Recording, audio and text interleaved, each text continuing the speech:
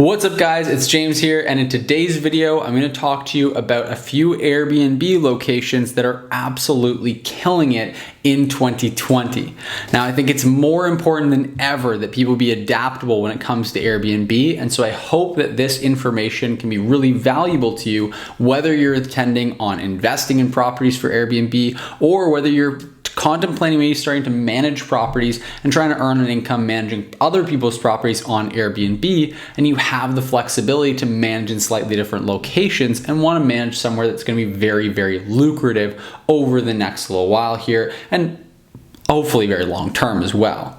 Now, let's dive in and start talking about it. Now, before I get started, if you do want to either invest in properties and manage your own properties on Airbnb or manage other people's properties on Airbnb and earn income doing that, I've linked in the description down below to two separate free trainings. One about how to become a top performing host with your own property, and another on exactly how to start earning an income managing other people's properties on Airbnb. So if you want to learn more about either of those two topics, then I hope you can check those out down below.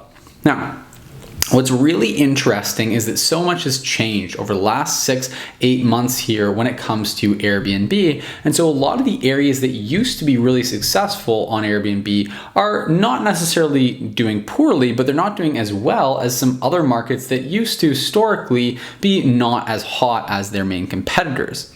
Now, what I mean by this is that primarily what's happening is we're seeing that downtown core markets that typically made up the lion's share of your revenue on Airbnb and other similar platforms and typically bring in a lot more money are right now not as desirable. Makes a lot of sense because a lot of the tourism that's happening is domestic travel. We're not getting international travelers who typically will come and visit either for leisure or for business and come into those major hubs, those main cities, but rather we're getting a lot of tourism domestically. And where does the main population of domestic people live? Well, they live in those major hubs. So it makes sense that they're not traveling to those major hubs because they already live there. And sure, you might get some people traveling between major hubs, but for the most part, we're seeing a whole lot of growth in the more fringe markets around larger metropolitan areas, because a lot of people in the larger metropolitan areas are wanting to get out of the city to either take a weekend away, take a week away, or maybe even just stay for a couple of months because they have the flexibility to be able to work remotely.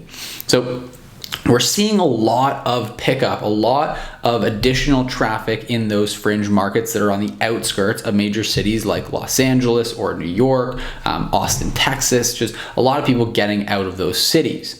And so what we're seeing is that small towns that have a lot of draw for whether it's some spas nearby maybe, or some great hiking that can be done, some great outdoor activities that can be done, a lot of those are doing really, really well. Now, one of the best places to be right now is near a national park for exactly that reason. A lot of people want to get out and get outdoors because it's one of the few things that we can easily do right now. You can't go to stores, you can't go to a lot of other attractions depending on where you are, but you can consistently get out and enjoy nature, enjoy the national parks. And so there's a lot of people getting out and enjoying national parks right now, and that's why we're seeing that a ton of properties in places like Joshua Tree or places like Yosemite are doing exceptionally well right now. There's a ton of demand. There's not as much supply as you would need to actually service all the demand happening there because they're not used to it. And so prices are going up dramatically and places are getting booked very consistently. So if you have a property in one of these great locations, whether it's just outside of a core city or whether you are fortunate enough to have a property or manage a property near a national park, what do you do? What do you do to be able to maximize on this really big opportunity? Well, the first thing you need to do is you need to dial in and master your pricing strategy. I've talked about this in a lot of other videos. You need to have a data-driven pricing strategy so you can capitalize on the demand. Because if you have your property priced normally, it is going to get booked up, which is great, but you're also going to be leaving a lot of money on the table because you likely could have gotten it booked up for much higher nightly rates. And so again, if you're hosting your own property on Airbnb and you want to learn exactly how to do that, then there is a link in the description down below that'll walk you through step by step exactly how to adopt a really profitable pricing strategy and ensure that you're not leaving any money on the table.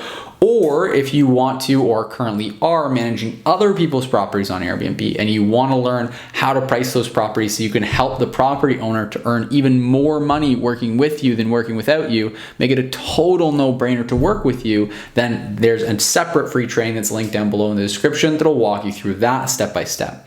That ultimately is going to be one of the sort of superpowers I see it as for property managers who manage other people's properties on Airbnb, is if you can come and deliver so much value to the owner that they're actually earning more money while they're saving time by working with you, you can bet that they're going to work with you for a very, very long time to come. And they're going to refer you to all their friends. It's going to be absolutely paramount in making your business really explode and have phenomenal success. So I highly recommend checking that training out so that you can learn the step-by-steps of how to really do that.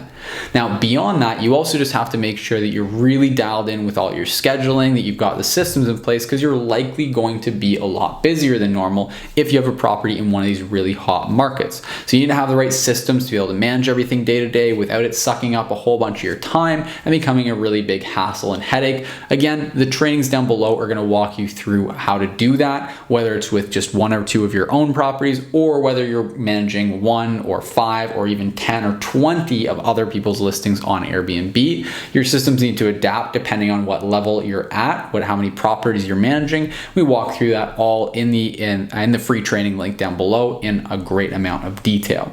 So again, that's just been a really quick overview of some of the markets that are doing really, really well. I think it's so interesting to see how things are shifting and changing and evolving. And it's so important for us as hosts and managers to adapt and really understand and keep our eye on the trends that are happening so we can leverage those. Because like I've shared in other videos, there is a phenomenal opportunity here right now. And if you're in the right place at the right time and you are prepared for it, you can take advantage of this opportunity too. You're in the right place. It is the right time. Now you just need to get prepared. So hopefully this video has helped you to get a little bit more prepared. And hopefully if you want to get more prepared, you check out those free trainings down below so that you can really start to take advantage of this opportunity.